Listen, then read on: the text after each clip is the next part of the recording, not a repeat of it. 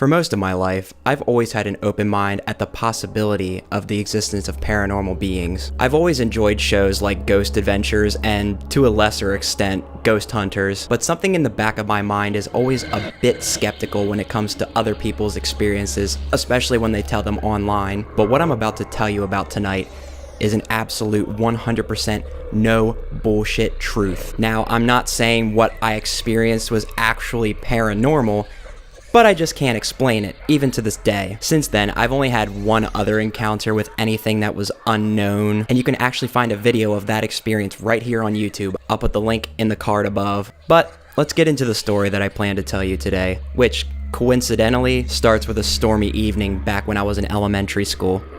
Yeah, I know, it's kind of cliche, the stormy night, but I'm 100% serious. So here's the story of the haunted toy box.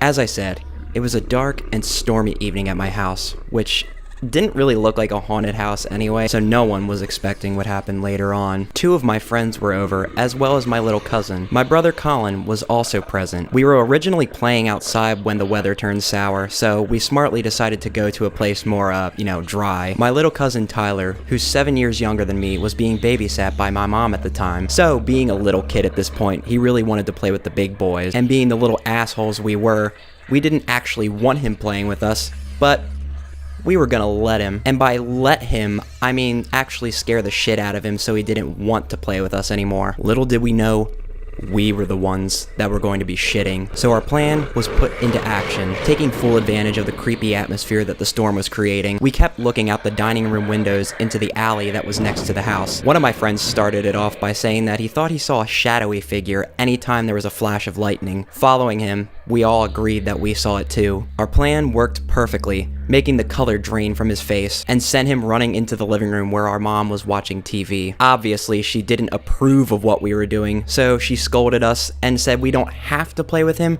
just don't try to scare him. We agreed, and then we retreated into what used to be our playroom, complete with action figures, a shitty TV, along with a PS1, and the toy box that I had since I was around 2 years old. I can still picture it now, made entirely of plastic with a gray body and a blue hinged lid. That thing was filled to the brim with toys that we barely played with anymore due to, video games. Once we turned the light on, one of my friends, Lars, saw that we had a box of Yu-Gi-Oh cards and asked if we could play them, even though back then we didn't really know how to duel properly. That's when the idea hit me. Since a lot of Yu-Gi-Oh cards have to do with demons, the afterlife, and just death in general, I thought it would be fun to use the cards to perform some sort of makeshift seance, just for fun. It was the perfect weather after all. After pitching the idea to the guys, they all agreed it sounded fun too. Oh boy, were we unprepared for just how much fun it was gonna be. And now a word from our sponsor, me. It's October, folks, and you know what that means.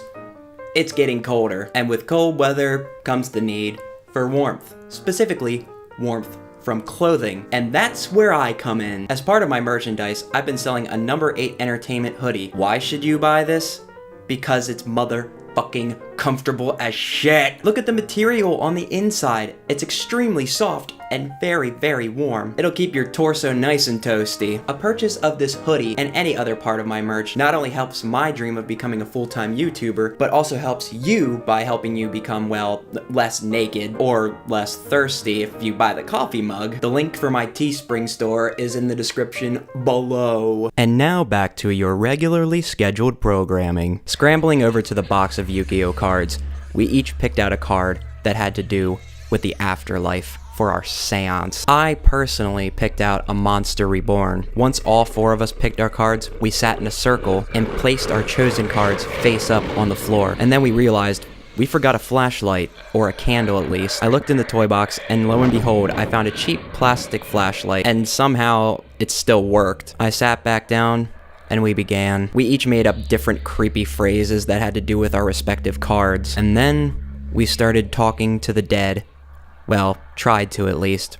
Not expecting anything. I also occasionally flipped a quarter to ask yes or no questions, with heads being yes, tails being no, since we didn't actually have a Ouija board. Just then, a flash of lightning illuminated the room, and not long after, a thunderclap, signifying a close strike. Other than jumping a little, we thought nothing of it, until from inside the toy box, something started shifting and making a muffled, distorted sound. The blood in my body turned to ice as I stared for what seemed like 5 minutes at the toy box, not able to move due to fear. Lars, being braver than the rest of us, went over to the toy box. Opening the blue lid, he dug into the heap of toys until he found the culprit, a thumb wrestling toy. But as soon as he picked it up, it shut off. We tried turning it back on, but to no avail. Lars then checked to see if the batteries were dead, only to find there were none.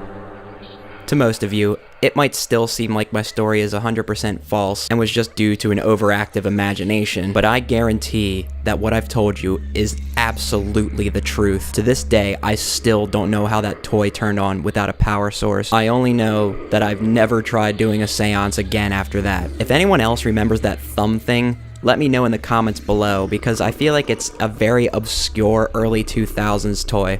I'll even put a picture right here, maybe to jog your memory. And that's my time, guys. Remember to like the video, subscribe if you're new here, and comment down below any scary stories that you've had. I might read them in a later video if I get enough responses. And like I mentioned in my pseudo-commercial break, you can help support my dream of becoming a full-time YouTuber by checking out the links below for my Patreon and my merch. And I will scare you guys next time.